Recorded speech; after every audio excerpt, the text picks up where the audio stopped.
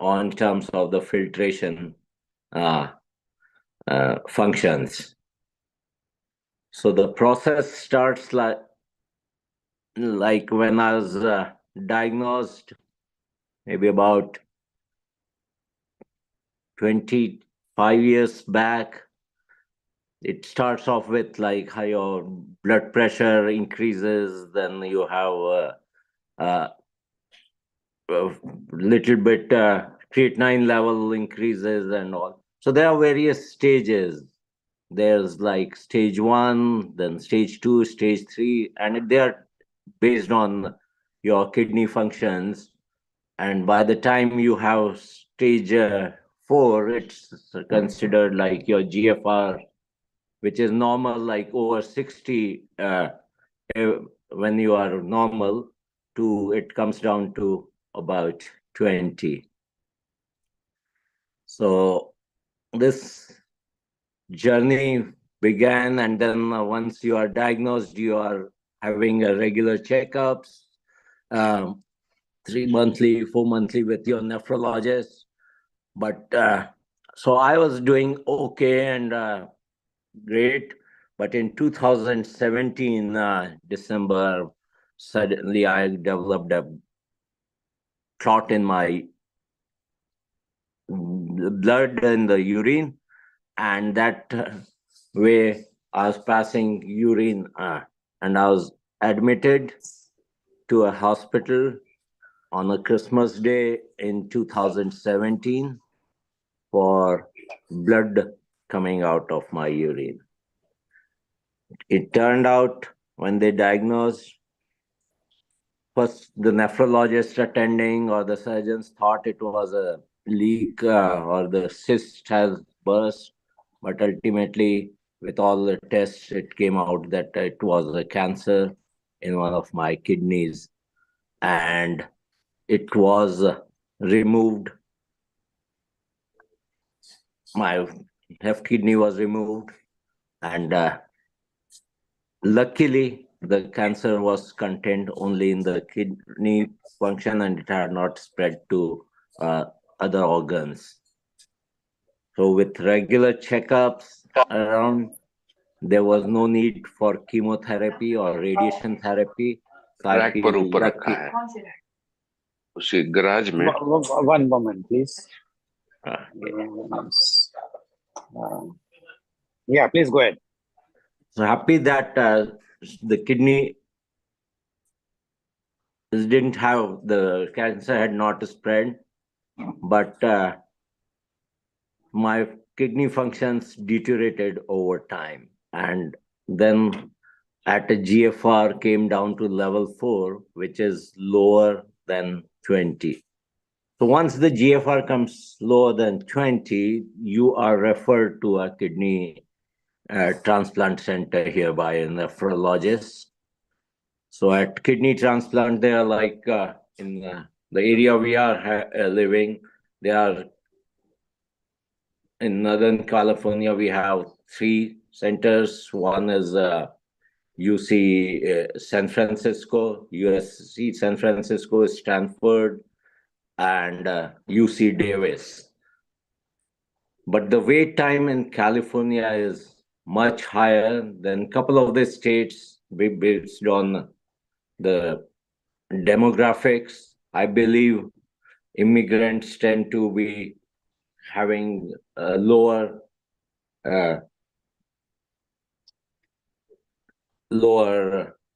willingness for donations, but the old traditional Caucasus race has a higher uh, donations field. So basically, that's what happens. So I was referred in UCSF.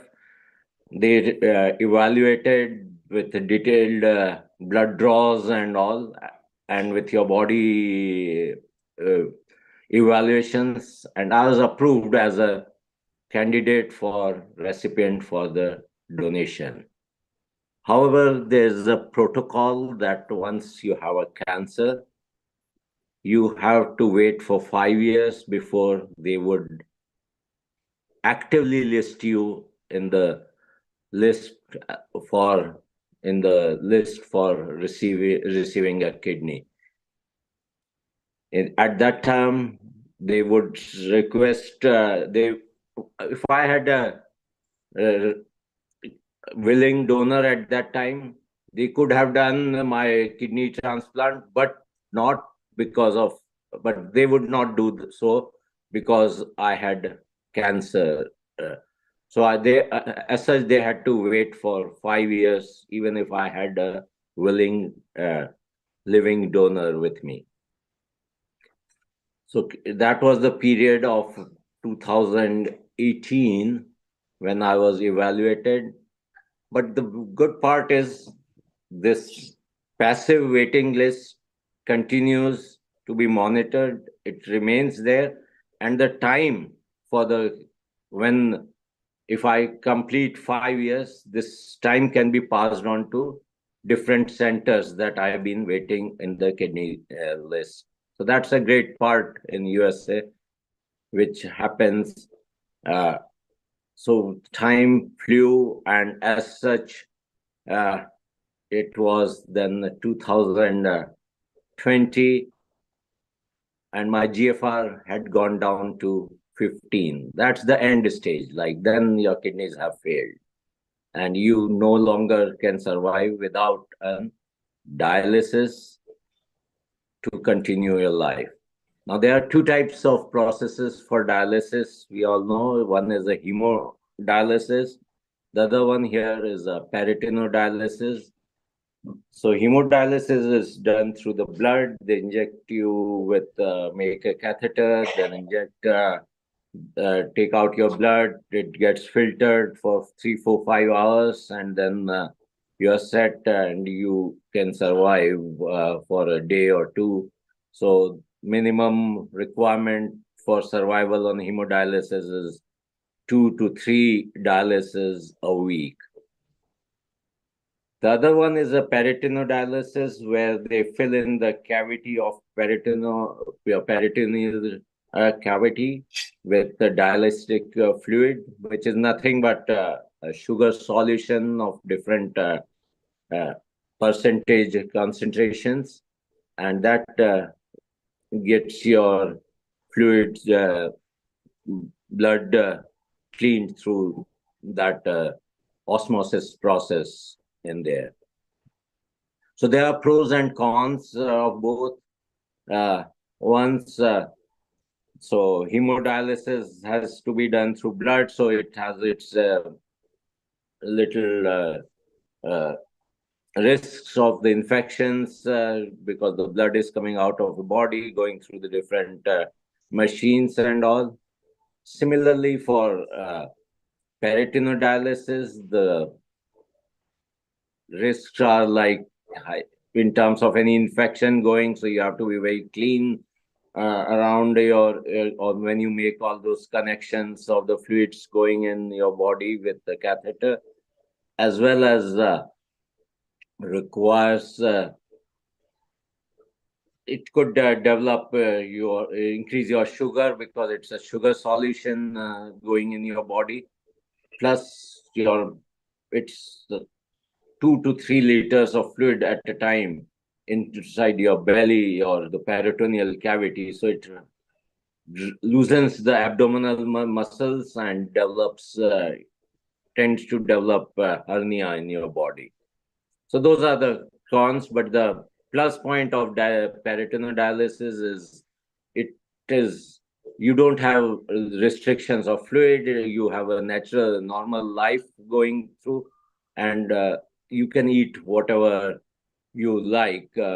But of course, with kidneys, you have to be restrictive on your potassium contents, phosphorus contents, and all. So you are restricted with eating high potassium or phosphorus contents like fruits, mangoes, ice creams, or like some of those things you have to restrict, on nuts and all. Uh, so that's about the two dialysis. So I made a choice like I'll have peritoniodialysis, but that requires evaluation. Like your abdomen has to be tight and all to get the catheter in your peritoneal cavity, as well as there was that you should not be very high on diabetes, or your blood sugar should be under control. So I was evaluated, and doctor approved me for that. But in 2020 early, we had the COVID, and then all the surgeries around were cancelled. But those were the elective surgeries, but necessity surgeries were still going on. So in April, and the protocol was like no visitors, nothing. So you got to be dropped out. You walk through, register yourself, go into the operation theater.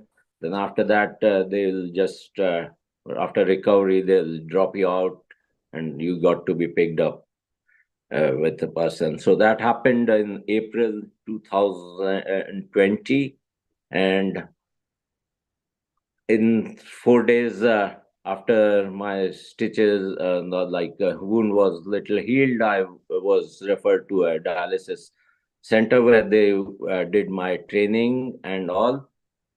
And that's the first time I'd say the peritoneal fluid go into my tummy and all, and came out through like the catheter.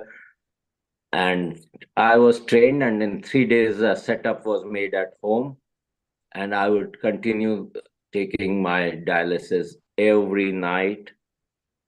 Now, these dialysis machines are monitored through satellite internet, and and connected to the all dialysis center. So they exactly know what regiment you are doing. Are you missing? I hope you're not missing, or any uh, indications or sirens that go on when you are taking a dialysis, in case the tube is pinched, or the fluid is not moving, or there's some thing wrong with the machine. They had the log automatically transferred to them. Every month you would go for a blood draw during that period, and every quarter you have to have a 24-hour collection of the output, urine output and all, and they would measure. And with that, they measure that the dialysis is going adequate or not. So hats off to that process. It went really, all helps were provided. You are having an access to a social worker. They also have the dietitian guiding you with every time they monitor what electrolytes are low, or if your protein levels are falling low, or hemoglobin is falling low, they would recommend you with diet. In my case, my hemoglobin was going down, and in that case, they generally give you EPO injections to maintain you up for your hemoglobin.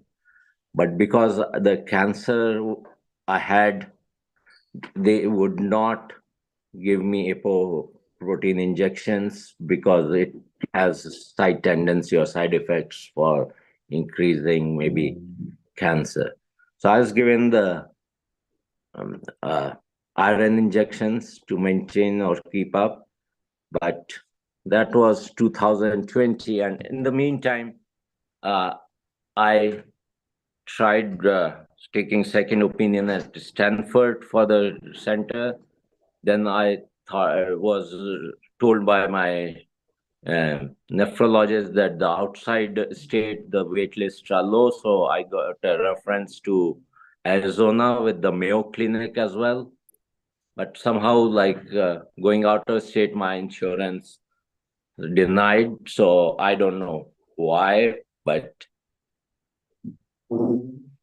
during this period, like slowly still the functions were going little low, and my level of concentration for the solutions was getting increased.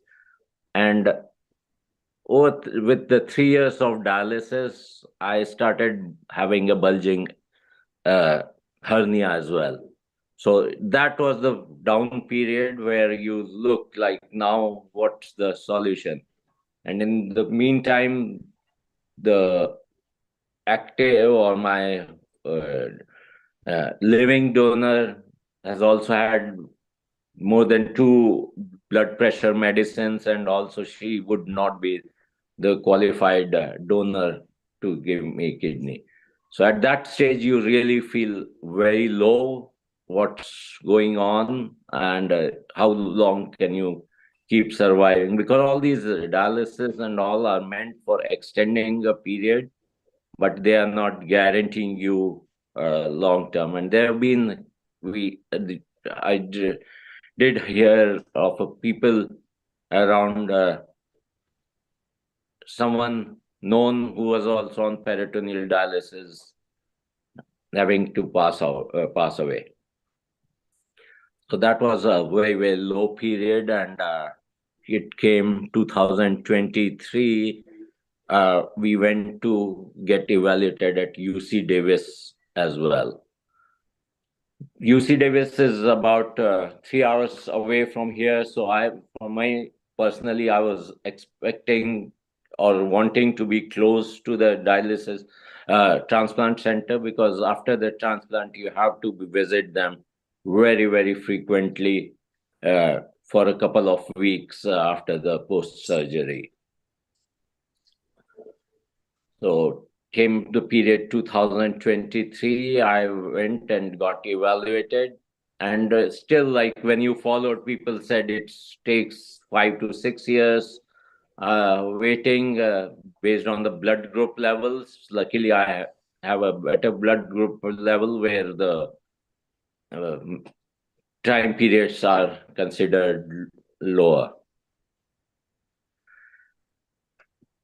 It came to period of December 2023, and at that time also they were saying it will take another couple of months or at least a year more. But one night, before on the Christmas Eve last year, we got a phone call that there's a donor and would you be willing to come? Now, because of the cases or the time passing, I had given acknowledgement that I'd accept. There are various categories of the kidneys you could accept. So I said, okay, if someone has uh, this hepatitis C or something, okay, is for me to accept, because those things I'm told can be treated post surgery also with taking an antibiotic course. So we were not prepared, but 2023 Christmas Eve, we get a phone call that there's a recipient and all. And if you are willing, so I said yes, and we drove that night, 24th night, to the UC Davis Center, 3 hours away, myself driving, and got admitted. Then there was a whole series of blood draws and all the checks again. And again, they make you do some walks and see if you are physically fit to accept the match which is available. So this was a deceased donor who had died during the winter time through some overdose of medicines or overdose of uh, drugs. But it's all kept secret for the HIPAA, so I am not provided the details. They may, if I insist after a year, who was the person who has saved my life.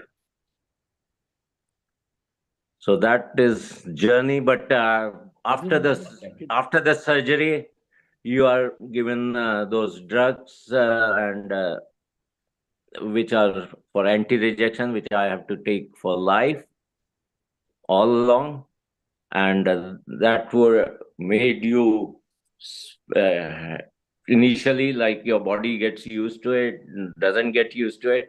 So 1 month I was like in a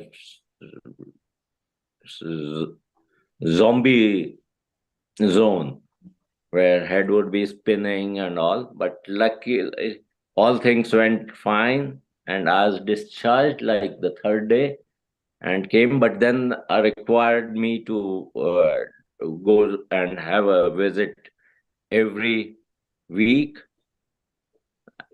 for first 2 months. So we would drive to UCSF, and then the blood draw is like to see the rejection levels or anything. They have a blood draw every uh, twice every week, and luckily, touchwood, I'm doing very well, and I'm very grateful for this great gift of life. And yes, I'm so grateful for the field of medicine and all the research that's going on in the field of medicine. That going back, like if you see at time of my grandmother's illness for the same disease, there was no cure, no dialysis, and she died at a young age of 54, 55.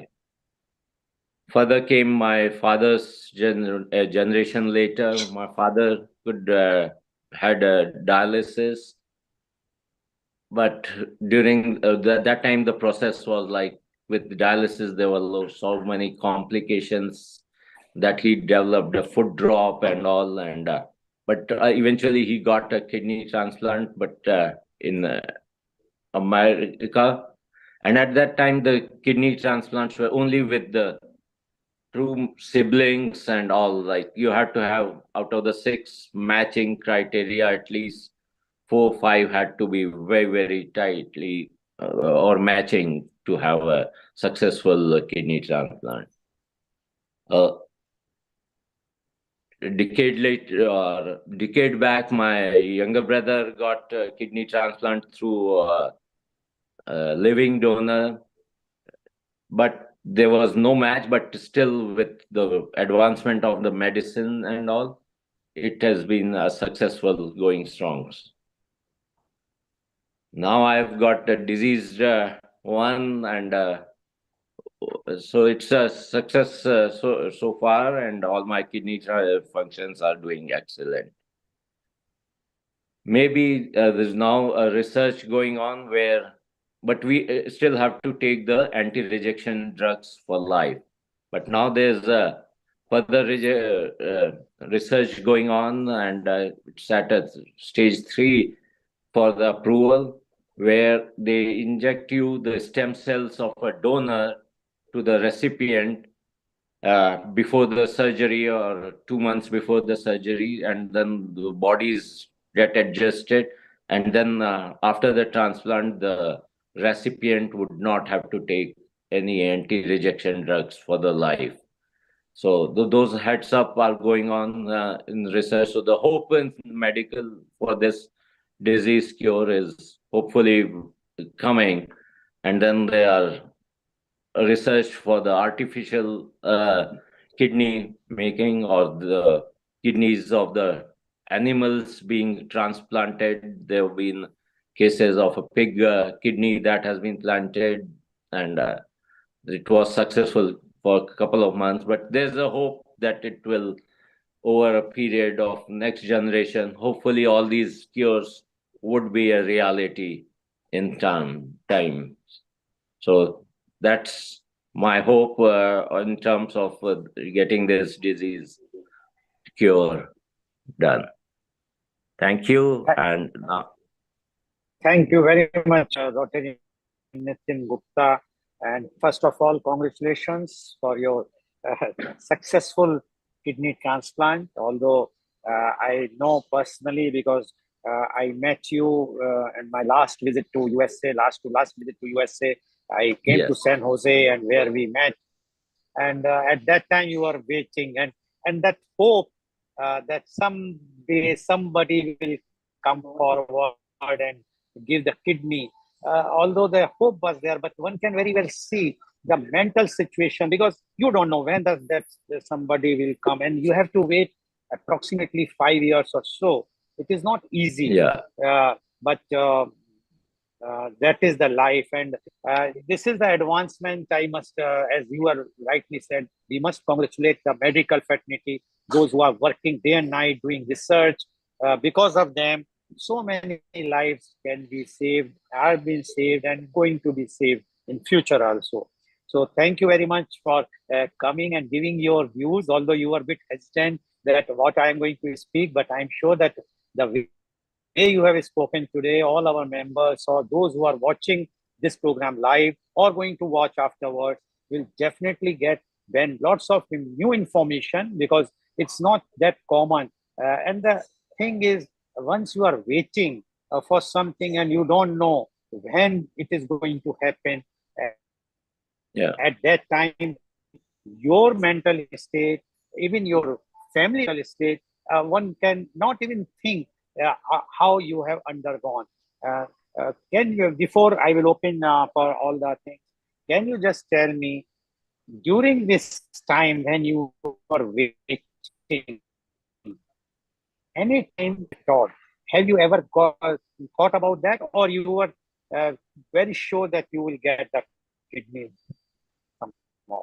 No, basically, there's a lot of uncertainties, and if I become gloomy and all, I know it will be having a very negative impact with my family around, and they will be pressed. But of course, in the hearts of hearts, there is a period where you do feel little down, and you do need there, but then you have to believe in faith and God. There's something, if you are not done any harm during your lifetime, hopefully something good is going to be happening to you soon. But yes, and it's very hard to ask, like, how do you ask and propagate at work saying I need a kidney and all. And it looks as if selfishly you are asking, but those are the dilemmas you do feel talking. So you have to, I kept projecting, yes, no, it will be fine, and continues maintaining a positive attitude that life, if there has to be a cure, and but yes, so 2023, I was really following up with my kidney transplant, and they were giving me hope. You are at one of the top criteria, because the time I had passed almost 5 years, over 5 years there, and then you see all the statistics available that at this blood group and all, they are happening. The and it's varied. So there's a complicated system here. There are people who come, and preference is given to the youngsters to survive. So if you are a 20, 27, 25, 30 years old person, and you have lost the kidneys and all, and you are on a waiting list, of course they will give you a preference from the available kidney to those youngsters. Great. I have a question. Okay. I may go. Yeah, please go ahead. Yes. Rotarian Mr. Nitin Gupta, you received a gift of life from a willing donor, somebody who agreed to donate their organs. And this is the exact charter of our the Rotary International Club to increase the awareness and get people to willingly be organ donors after they pass. So we as a group, right? I'm talking to all of us. We are witnessing a live example of how that works. And the question to you, Rotarian Mr. Gupta, is like, having received a gift of life from a complete stranger who went and did this act of goodness to you, how has that changed your outlook of life, and what are you doing yourself to spread this word and pay back to the society and community at large? Yeah, I've been talking to people, but at work also I have propagated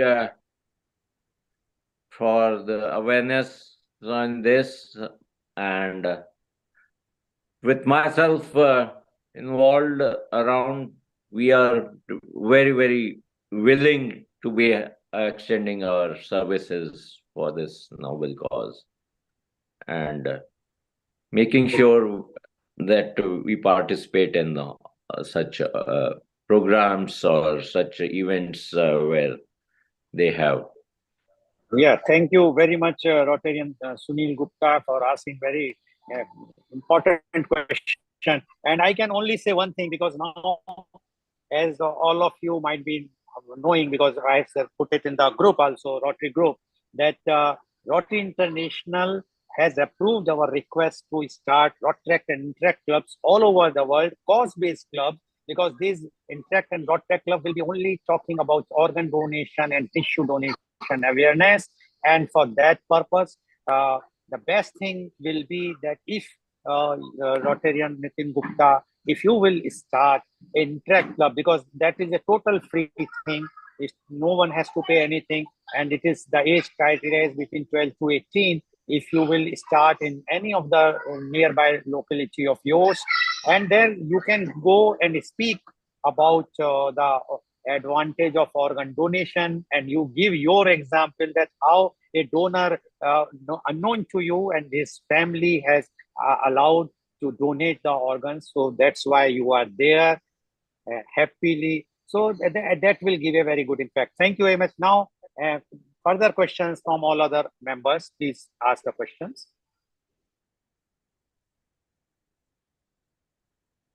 Yes. Question one can ask. Okay. My second thing, Rotarian Nitin, is that as you have received a unknown person's kidney, and you say that the rejection chances, because we all know that the best thing is the sibling, but now because the advancement of the medical science, the rejection chances are less, even from the stranger kidney. But you ever tried to get a kidney from your own family, which will be which will be better than this kidney which you have got, or was not possible at that time? No, as I told you earlier, or my wife also, when I was listed and evaluated first in 2018, she also came through that she will be willing and provide. In terms of my son, yes, he came forward and he said yes. But it's been in our. This is a progressive disease going, not progressive, but it's inheritance disease going. So there's another next generation also, one of my has. So I said, okay, you guys keep maybe for the future one.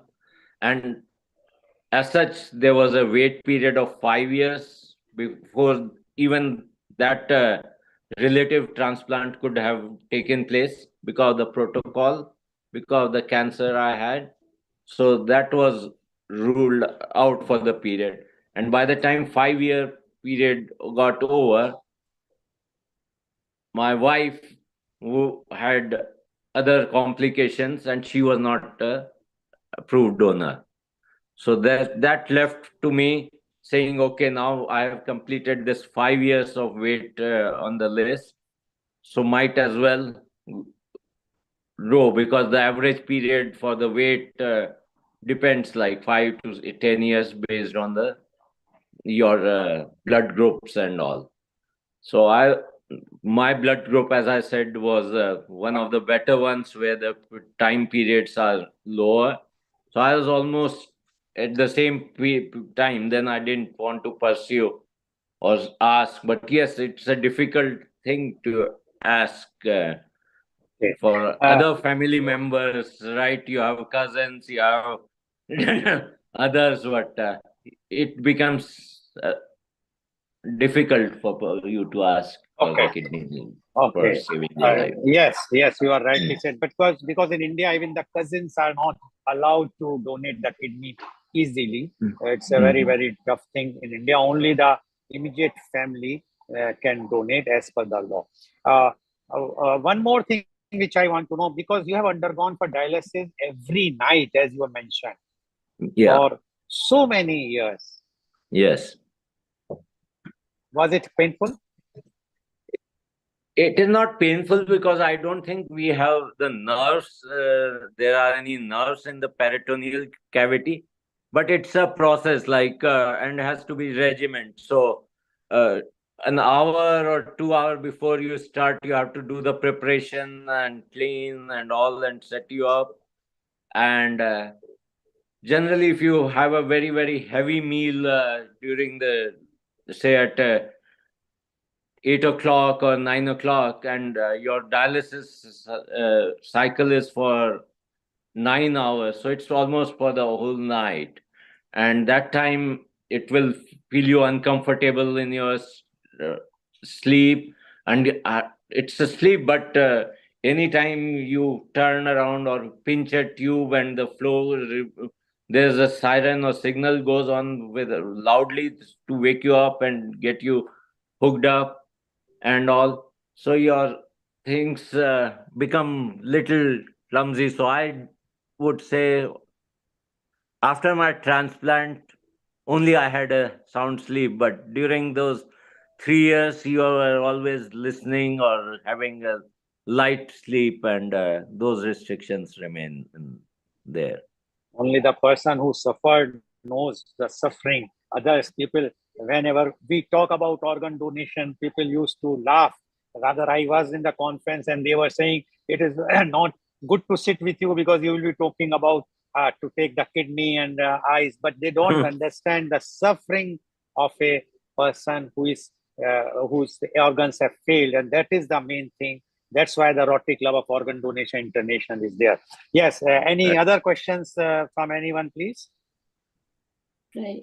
Can I ask one small question, sir? Yes, please go ahead. Sir, actually, what we cannot do after the kidney transplant? Because I heard only that left side, no, it is very easy to do. Right side is not easy to transplant. So which side you have taken, and what you cannot do after a kidney transplant? Okay. What you should avoid? Yes. So you have to have basically on my end, they have placed the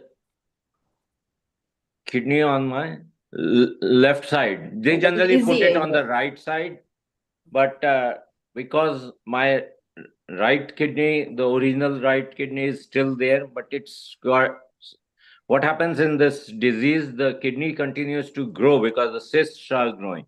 So my right side kidney is so big that there's no cavity left on the right side. So the doctors had to do, which is little more complicated, but they did have to place it on my left side, the new kidney. And what I cannot do is basically I cannot take any live injection. Like if I have to travel to, say, I decide to travel to South Africa, and if there's a requirement to take some yellow fever or some live cell, that I would not take. I have to be very careful in terms of not having going to a place or eating foods which will have the infections. So they say you avoid uncooked foods, like salads and other things. But of course, whenever pre- precautions you have to take is drink clean water, no water. And so basically, because your immune system is suppressed, you take those, they suppress your immune system. Otherwise, it will have the rejection to the external organ which has been placed in your body. And that is the all precautions one has to take. What is the recovery times for the kidney transplant? During that time, how was your mental condition like that? So after the kidney operation, like they would ask you to walk Okay. the very next day. Oh, And in terms of the discharge, they made me discharged the third day, and we drove all the way from like 4 hours of drive we had back home. And so recovery, but those drugs which are given for anti-rejection drugs regimen at hospital, they give you a very, very high dose. Then subsequently they send you with a high dose, and it so initially your body takes little time, and your brain is like goes in a zombie stage, and that's all. And so had almost like they will give you a recovery period of 3 months before you can join your duties back. So I was off my work for 3 months. Yeah. Yes. Any other question? Yes, Pratul Agrawal. Yes, sir. Yeah, Rotarian Nitin, first Yeah. we have undergone very extraordinary stress and trauma, but I appreciate you have told everything very coolly and calmly, very clearly and comprehensively. So you may be a role model for the others who are suffering. So do you think about giving some inspirations to others, writing some book, or share your experiences with them so that they may manage and handle the way you handled, and you are really an idea for those who are suffering and waiting? Yes, I would, but I was not sure because it's like a very, very personal experience. So this is the first time I've come in open at present where I have narrated this whole journey of my transplant and weight and all.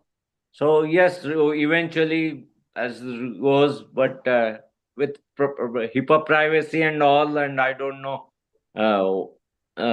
There are some reservations at present, but surely in future I'd be very, very willing and open. But writing a book, I'm not a very big writer, so we'll see. Thank you very much. Will share all my We salute experience. your courage and candidness. We salute your courage and candidness. Yeah, Professor Saran. Talk to positively about everything. It is almost Thank you. about 7-8 months since you got the transplant. Are you feeling every day the effect of medicine so that you don't feel like eating something or doing something or low mood? Such things are happening with you, and how are you coping with that day to day? Thank you for a great question. Yes, as first 3 months, yes, all those moods, all those things happened, and first month was lousy. Like you didn't have the appetite, you didn't have the energy, and a lot of haziness in the your brain. But as time passed and all, now I'm fully recovered. Even like within first 3 months, I tried having some. There was a party, and I just had a peg of my old whiskey, and that really hit me like anything. So those were avoided. But now, as time has passed, I'm back in full swing, and they say better. I should be doing more exercises and all, which I hope to do it.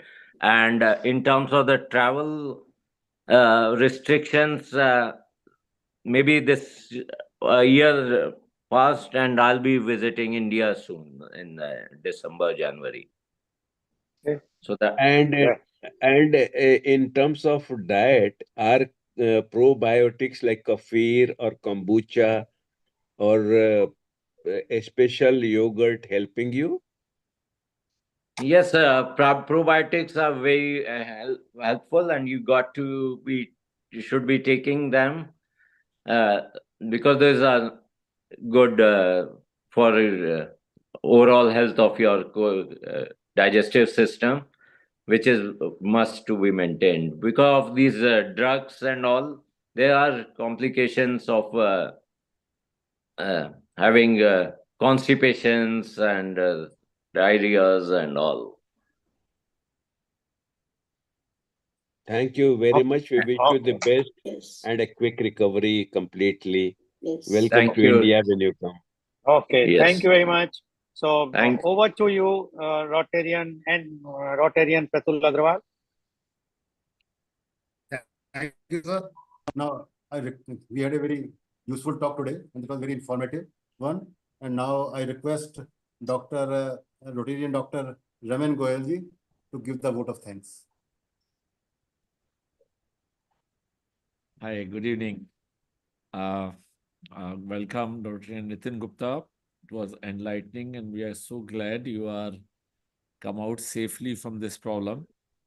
What you narrated today makes one feel so proud and also nervous at the same time. You had a very difficult time, and you came out in flying colors. So before I propose a vote of thanks, I would like to know, when you realized that the kidney you got is functioning, what was your emotional state? How did you come to know that this kidney is working? Oh, the very next day when you wake up and then the nurse around there say, "Oh, you peed so much. Everything is looking so good and all." You feel great. And then at the hospital, like the time I was there, my creatinine level before there was almost 5, 5 and 6 or Yes. something. And then they say now it has come to 2.5. Then, and by the time I was discharged, it was at 1.5 or something, 1.6. So they said, look at that, it's flushing out all the poison from your body and you're getting this. So, of course, you feel great and charged. But of course, when you have the incision down there, almost 8, 9 inches long incision with all the pain medicine. So it's a mixed feeling, but of course, then you feel it's successful and uh, you are over the hill. So thank you Absolutely. for narrating Okay. your personal story and also a story of your family where 3 generations have had Yes. same disease and how you came through, and also sharing how the medical science is changing over generations, because generally people have negative thoughts about, but they don't realize how many lives are being changed by medical sciences. Yes. So thank you so much. So glad to see you. Please Mhm. keep doing good work and spreading and take care of your kidneys. Thank you so much. Thank you.